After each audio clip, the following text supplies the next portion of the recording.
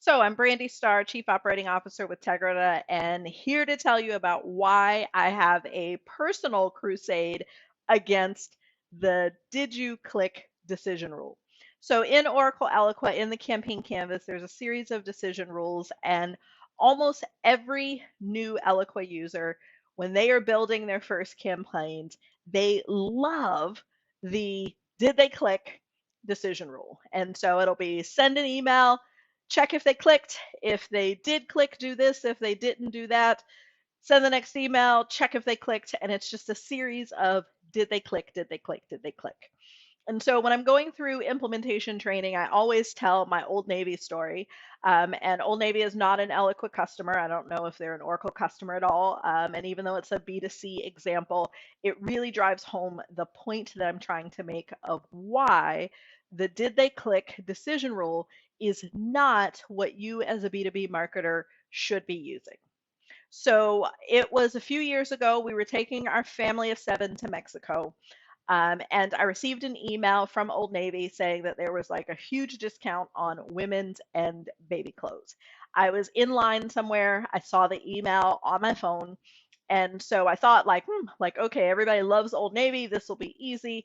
I'll be able to get stuff for at least myself and all the girls and our 1-year-old at the time, and we'll be good to go. So I got home, came into my office because I like to shop on my big 27-inch monitor, pull up oldnavy.com because I shop there often. I know the URL. Go through, buy a ton of stuff, open up that same email on my phone, get the coupon code, put the coupon code into my computer, make a huge purchase. I'm done. Clothes are on the way.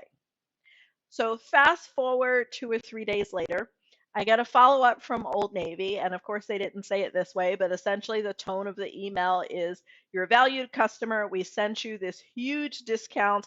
Like, are you crazy that you haven't used it? And so clearly, whatever marketing automation platform they are using, they have their rules set up to look for the click. And I never clicked that email. I saw the email on my phone. I went to Old Navy on my computer. I logged into my account so they knew who I was. And I bought a ton of stuff using the exact coupon that they offered me. So if they built their campaign and weren't looking for the click, if they were actually looking for the thing that they cared about, which was, did I make a purchase? Instead of saying, hey, don't forget to use this coupon, they would have realized I didn't buy any shoes. And they would have sent me a coupon for some shoes saying, hey, lady, what are you wearing on your feet? And I would have bought a crazy amount of Old Navy flip flops because I absolutely love those. And so this is true for B2B marketers. And although there are some scenarios where the did they click decision rule actually makes sense, my challenge to you is to think beyond that. Don't think about the technical options actually available in Eloqua. Instead, think about what is the question that you are trying to answer. So if you sent email 1, what is it that you really want them to do? And what should actually change the path that they're going down. So if your objective after sending email 1 is to send one email to those people who have engaged and a different email to those people who have not, then what we want to do is use the shared filter member step, which is my absolute favorite decision rule. So we want to use the shared filter member step. And in using that shared filter member step, what we want to do is build a filter that looks for all of the things that constitute engagement. So yes, we will put the did they click into that filter, but I won't just be looking at did they click that particular email. I'll be looking at did they click anything in the campaign? Because in a B2B campaign, we might be looking at email 4, but what we have to remember is emails 1, 2, and 3 are also still in their inbox. And so although they may not click 4, they may go back and click email 1. That might be what resonated with them. So did they click any email from the campaign? Did they visit the website? If you do have any sort of e-commerce platform, did they make a purchase? If you're traditional B2B, is there an opportunity or a lead already created in your CRM system?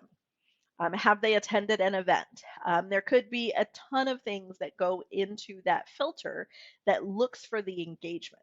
So that way, anyone that we send down the non-responder list, like Old Navy did me, will truly be unengaged contacts. And engaged versus unengaged is just one scenario. But unless you're a company that actually gets paid for the click, which is almost none of you, the goal is not to look at did they click? The goal is to ask the question that actually matters.